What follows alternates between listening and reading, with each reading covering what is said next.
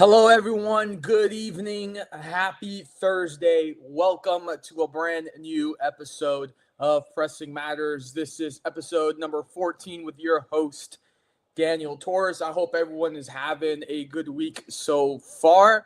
It's been an eventful past week once again for the beautiful game of soccer, football, wherever you are in the world. And of course, for my folks here in the United States, if you are not in South Florida, you're somewhere in the United States tonight, I pray that you stay warm. I know there is a big snowstorm that is hitting actually across the majority of the United States, from the plains to the Midwest up to New England. I know I've got family in New York, I've got family in Connecticut, and I've got family in Tennessee, and they're definitely buckling up for this winter storm and hunkering down this weekend and trying to stay warm. So if you guys are somewhere in that area in the U.S., pray that you guys stay warm and get through this storm.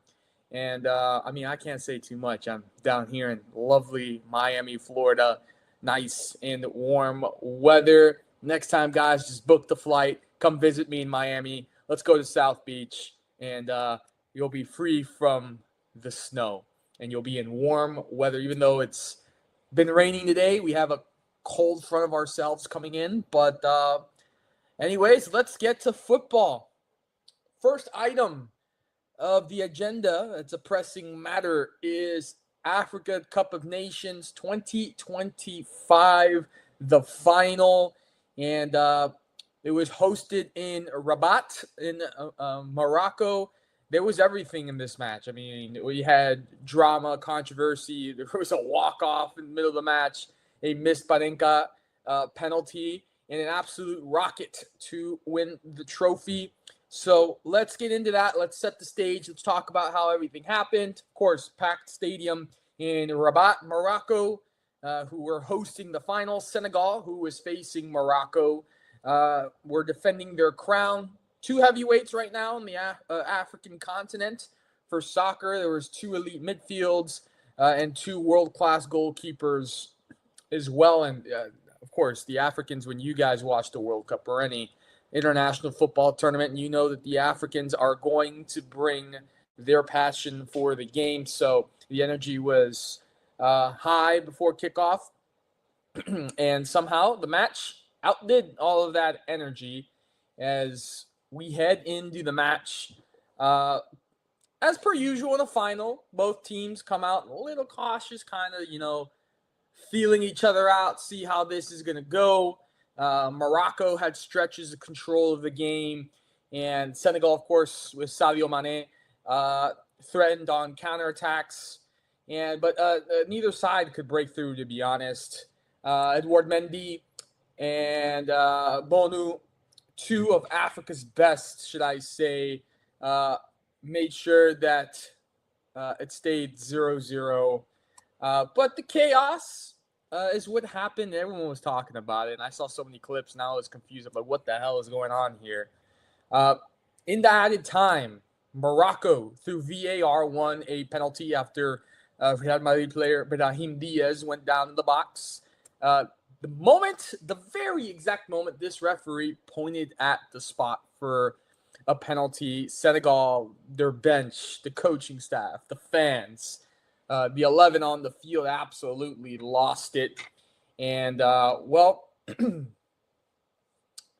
what happened next, it's just, I've never seen it in a final. I have seen stoppage in play because of homophobic or racist chants. I've seen a lot of it in CONCACAF, especially in Mexico matches. But the entire Senegal squad surrounded the referee and then walked off the pitch in protest. Middle of the game, stoppage time, they said, "We're going to the locker room. This is BS. We're going to protest this." And in that moment, when I was looking at these clips, I was like, wow, the AFCON final could be suspended or postponed, or the trophy may not be held or given out, or this could be it. I mean, the team just walked out, and there was no likelihood. It looked like for a moment that Senegal was going to come back, and after a couple minutes, Captain Sadio Mane, I guess, spoke to his squad and calmed things down and told them the locker room, hey, guys, we got to play this game. And Senegal came back out of the dressing room onto the field. And this is where people or youngins like myself, I would say, even though I'm not that much of a, I like to think I'm a youngin still. I'm 27, will be 28 this year. I'm still pretty young, guys. Ball don't lie. We all know that reference here in the U.S. Ball don't lie. And boy, ball did not lie in this penalty. Brahim Diaz goes for the Panenka penalty. Yeah, brother, I get it. You were trying to go for the world class Panenka, trying to get a highlight there, but did not work out too well for you. It was almost like a soft pass into Bono's hand, and yeah, that was a bad miss for Brahim Diaz, and it prompted extra time. So a few minutes into the extra time, Senegal struck. Pape Gueye picked up the ball at the edge of the area, took one touch, and he unleashed just a missile from his left foot into the top corner, and Senegal takes the lead 1-0. Man, I'll be honest with you, I was going for Morocco because I think ever since the last World Cup and Morocco shocked pretty much the world, Morocco has been so well, just not as their first senior national team, but as a federation.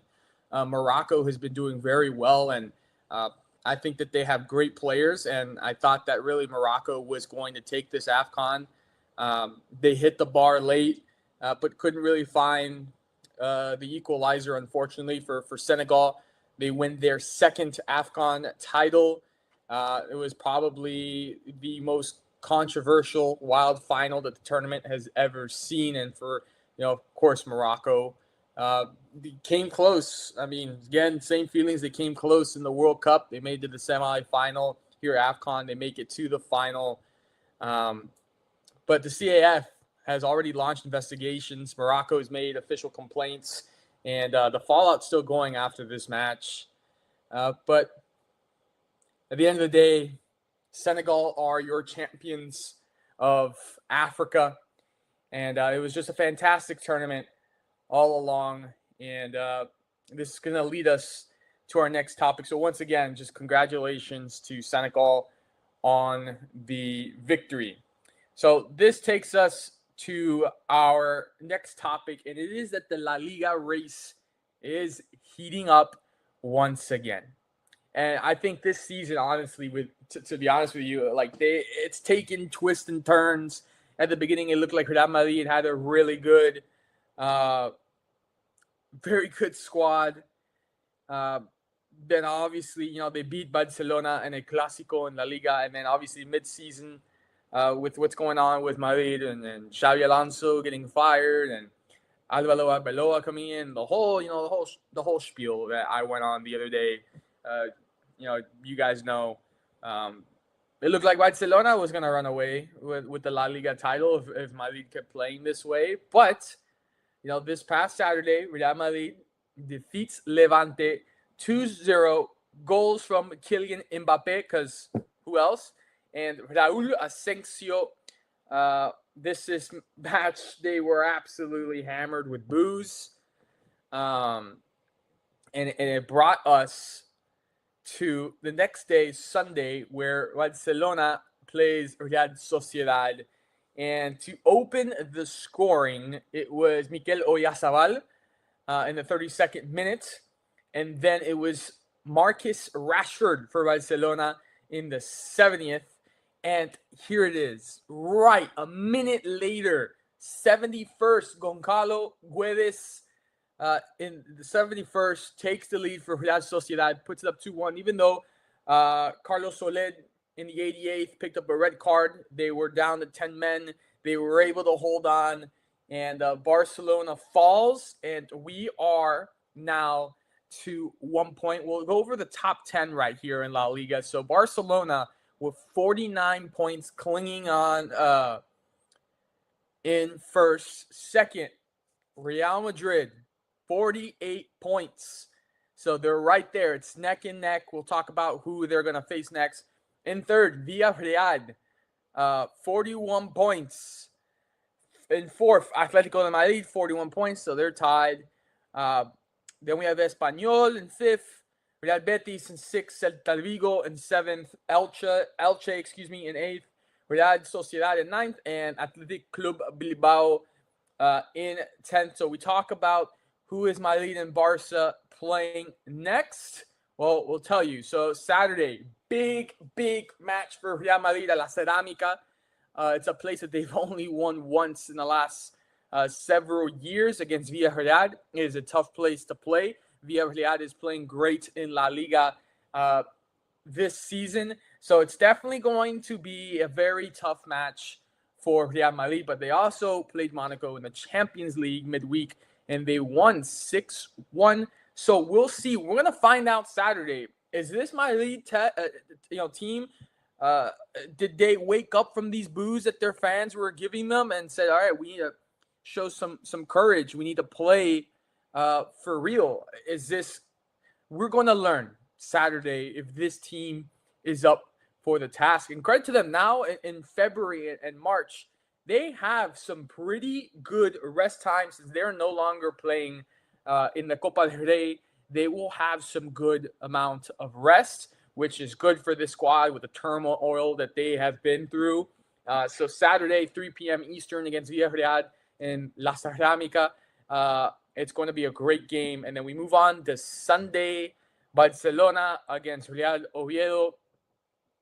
I don't think we're going to get much out of this weekend. I think the Villarreal-Real Madrid match is the most important. And it will be a good match because Real Oviedo is standing right now dead last in La Liga with 13 points. And, yeah, I expect Barcelona to obliterate them. And if they don't, if it's even a draw, then wow. If Real beats Villarreal and Barcelona draws or loses, Real is back on top of the table in La Liga. But I'm not expecting that. I'm expecting for Barcelona to handle business. And we can look a little bit. It was Elche against Barcelona on the 31st of January, and then Sunday, February 1st. Man, I mean, this doesn't get any better for Real Madrid. They go from Villarreal to Rayo Vallecano, where they played earlier this year in Vallecas, and it was a tough draw for Real Madrid. So the title race is heating up, and it's not over. It is not over. Earlier in the season, Madrid went up to 5 points. They dropped those points. Barcelona took a 5-point lead, and now it's down to 1. So I'm thinking that this is going to be a battle to the very end between these two clubs this season in La Liga. And I also think that come May, I think that the Clásico, which will be at Camp Nou because the first one was at the Santiago Bernabéu, I think that Clásico is going to matter a whole lot. And I think that we might get to a point in May that Clásico could decide the title in Spain. So buckle up. It's going to be an interesting second half of the season. I'm excited for it. And let's see if they trade blows with each other weekend and week off. And let's see who stumbles and who doesn't stumble and who's gonna have that title at the end of the season in La Liga. So item number 3 is Inter Miami. The preseason is underway, but they did make some splashes in the offseason. And that were, I'm telling you, I mean, not shocking. You could say shocking, but you weren't really expecting this to happen. So obviously they kept the core, they kept Messi, they kept Suarez for another year. I know Javier Mascherano was asked about it yesterday in post-practice media, where he said that Suarez is an incredible part of this group and is important to this core. So, hey, I have a different opinion about it. I think Suarez is done. I think that he should retire. But Coach Mascherano and the club believe that Suarez is still an integral part of this squad and of their plans. So they turned some loans permanent. Tadeo Allende, the Argentine attacker, playoff hero. I think when things started clicking with him towards the end of the season in the playoffs, I think that gave Inter Miami the edge through the postseason and helping them win MLS Cup. Look, having covered and worked in Major League Soccer, I've learned that Major League Soccer, you could be first place all year long in your conference. You could win the Supporters Shield. You can be the most dominant team uh, in in the league and still won't win. For MLS teams, the most important thing to win the league is getting hot at the right time, and we've seen that throughout history in Major League Soccer. But this is not the focus, as we learned from Jorge Mas and Inter Miami. They're not focused on MLS this year, even though they are going to defend their title and try to win again. They're really gearing up to try to win the CONCACAF Champions Cup. That is their main focus. So Celta Vigo with the loan with Allende, he is staying, permanent contract through 2030. And then just announced today, goalkeeper Rocco Rios Novo, who played towards, I believe, a little bit past the second half of the year, but played, I think he played a good part of that second half of the season and did a great job. So Rocco Rios Novo, who had been on loan, signed permanently and securing stability at the back. And it will be interesting to see, though, who is going to get the number 2 spot, because it will be between him and Oscar Ustadi, who was the number 1 for Inter Miami, who did impress in the FIFA Club World Cup for the club. But Inter Miami has signed the goalkeeper of the year, Dane St. Clair, the Canadian international, from Minnesota United. And that was a big splash and a big move for Inter Miami. And I know that throughout the club's start since 2020, the goalkeeper position was something that they were trying to figure out, where they can have somebody who is experienced, who was dominant in between the sticks. I mean, we start from Luis Robles to Clement Diop to Nick Marsman to Drake Callender, who honestly was a great ambassador for this club and sadly was let go or traded. But bringing in Dane St. Clair to this club, it solidifies, just his presence. I mean, MLS goalkeeper of the year. He is that good. I know he is trying to show off. He is trying to get that starting position in the Canadian national team heading into the 2026 FIFA World Cup this summer. So this was a big move for him. And obviously he talked about playing with Messi. Obviously we have not seen the goalkeepers at the starts of this preseason of training camp so far. But he is believed to be here in South Florida, has been to the training facility, done his medical, passed all that stuff. So that was a big signing for Inter Miami. They did add some promising talent and experience across the field. David Ayala, dynamic midfielder acquired from Portland Timbers, coached by former Inter Miami head coach Phil Neville, and that strengthens the midfield group. Obviously, that's something that's always been a talk for Inter Miami alongside the defense. And then academy product Daniel Pinter, that was also announced, homegrown player, highlighting Miami's investment into the youth. Obviously, we have seen investment into the youth with Ian Frey and Noah Allen. So the club continues to do that. But there's been talks about Tristan Blackman from the Vancouver Whitecaps, who Inter Miami faced in the MLS Cup final. They asked Jorge Mas about it, and he was very transparent. And he said that, yes, that Inter Miami had some talks. Maybe an offer was thrown in there, and they were interested in bringing Tristan to Miami. But it seems, I mean, there was panic alarms when Blackman did not arrive first day at training camp for Vancouver. I believe that they were heading to Spain or Portugal for preseason. And Tristan Blackman did show up and get on that plane and head with his squad up to the Iberian Peninsula. So I think that those rumors could be put to bed, and we will not be seeing Tristan Blackman in the Rosa Negra for Inter Miami. We talk about departures and roster reshaping.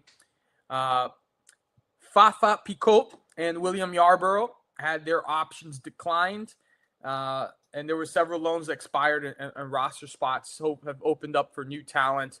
Obviously, retirements of veterans of Busquets and Jordi Alba.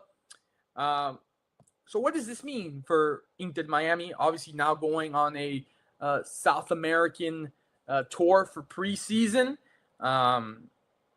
Messi has obviously a long-term deal, is the backbone of the project. Why wouldn't he be?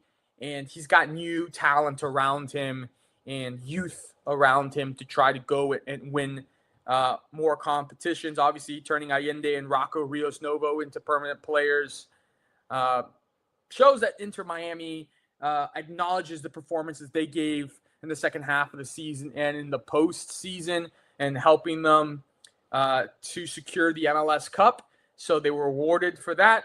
Obviously, young pieces and smart acquisitions from the front office, balance experience with future planning. So that helps add depth and youth, should I say. And they're staying aggressive. This isn't a team that's resting on an MLS Cup. It's a group that's building on a dynasty. And obviously, Jorge Mas, when he says, freedom to dream, they're trying to win it all. Obviously, having myself been in the building at the beginning stages of this club, this is something that was talked about a lot. And obviously, they conquered a part of the dream, which was winning MLS Cup and having people in the city of Miami believe that this club could be one of the best in the world. Obviously the market and the evaluation of this club has, skyrocketed throughout the world. So obviously CONCACAF Champions Cup is a focus for this club this year, and they're just gearing up with as much firepower as possible, because CONCACAF Champions Cup is a competition where MLS teams really have not done so well and haven't been successful. I mean, Seattle Sounders, LA Galaxy, two teams that have won it. DC United in the past. Seattle Sounders, the most recent. They still don't really participate in U.S. Open Cup since Messi really got here. I mean, I don't know if Leagues Cup will be a thing this year because of the FIFA World Cup. We'll just have to see. I need to confirm that. I know Inter Miami won Leagues Cup, and they have focused on that, made it to the final against Seattle, and they had that whole brouhaha on the field with Suarez after. So, but they're all in on Champions Cup this year, and I think it's going to be interesting to see how Inter Miami does trying to defend their title as they've retooled and try to go for more. Here we go. Champions League. We had Champions League this week. And we're going to start here. FK Korbag, 3-2 win. This was surprising. 3-2 win over Eintracht Frankfurt. Then we had a 1-1 draw of Galatasaray against Atletico de Madrid. Then Athletic Bilbao pulling off a 3-2 victory over Atalanta. Bayern Munich, 2-0 victory over Union SG. Chelsea with a 1-0 victory over Paphos. Juventus with a 2-0 victory over Benfica. Liverpool with a 3-0 victory over Marseille. Newcastle with a 3-0 victory over PSV Eindhoven. And then Barcelona with a 4-2 victory over Slavia Prague. And let's see here. Why am I not getting the full scores here from our match day? Obviously, I've mentioned Real Madrid 6-1 over Monaco. Let's look at the standings. Let's take a look at the standings here on how things are shaping up in the Champions League. Honestly, think ESPN might just be freezing here. Here we go. Champions League.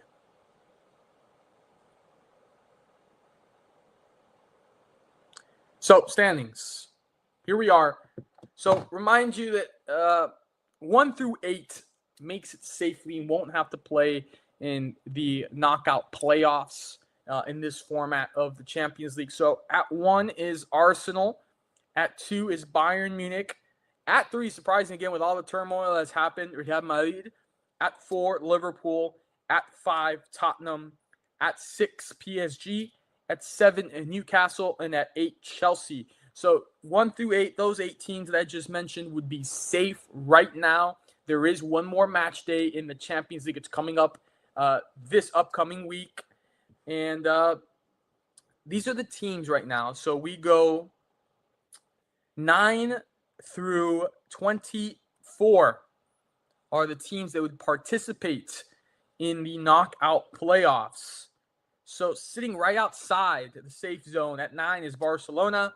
At 10, Sporting Lisbon. At 11, Manchester City. Not doing too hot right now. At 12, Atletico Madrid. At 13, Atalanta. At 14, Inter Milan. At 15, Juventus. At 16, Borussia Dortmund. At 17, Galatasaray. At 18, Qarabag. At 19, Marseille. At 20, Bayer Leverkusen. At 21, Monaco. At 22, PSV Eindhoven. At 23, Athletic Bilbao. And at 24, Olympiacos. And 25 through 36 will be going home. They will be eliminated from the UEFA Champions League. And here are the teams that are eliminated.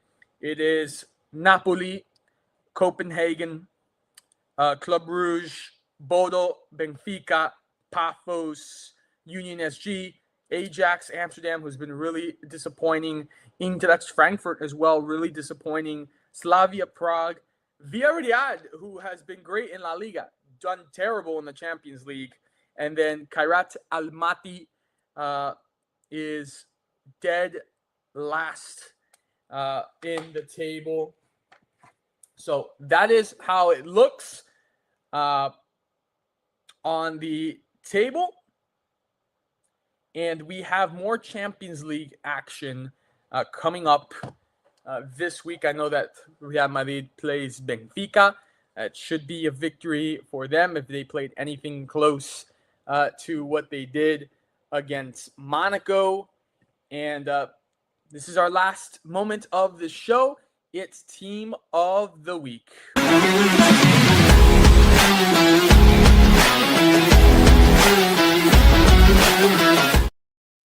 Your team of the week, and shout out to my friends Michael, my friend Isaac. It is Manchester United. Yes, Manchester United, currently sitting 5th in the Premier League. They played Manchester City, of course, the famous Manchester Derby. A 2-0 shocking result for United. Victory over City. And both goals, 65th and 76th minutes. Carrick starts with a derby win. So what a start for him in charge of United. And City is really struggling right now. Pep Guardiola is starting to feel a little bit of pressure, especially with all the players. Same kind of situation with Real Madrid. All the great players that they have on that squad. And honestly, I don't think anybody thought that United was going to pull off this victory just because, again, that club's been in turmoil for years. But I'm happy for Old Trafford. I'm happy for Manchester United fans. It's always great for football when you see Manchester United, just such a historic club, in winning ways, and they win this derby. And that is why they are your team of the week.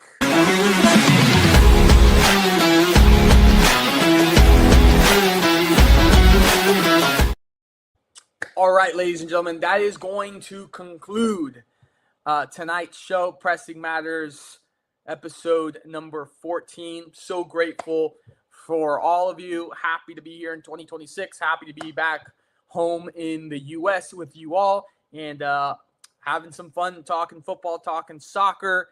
I'll see you guys for a brand new episode next week. Always continue to enjoy our shows on the Plug Talk Sports Network. And we'll see you guys next week, and have a great weekend. Again, folks in the United States, stay warm, stay safe. God bless.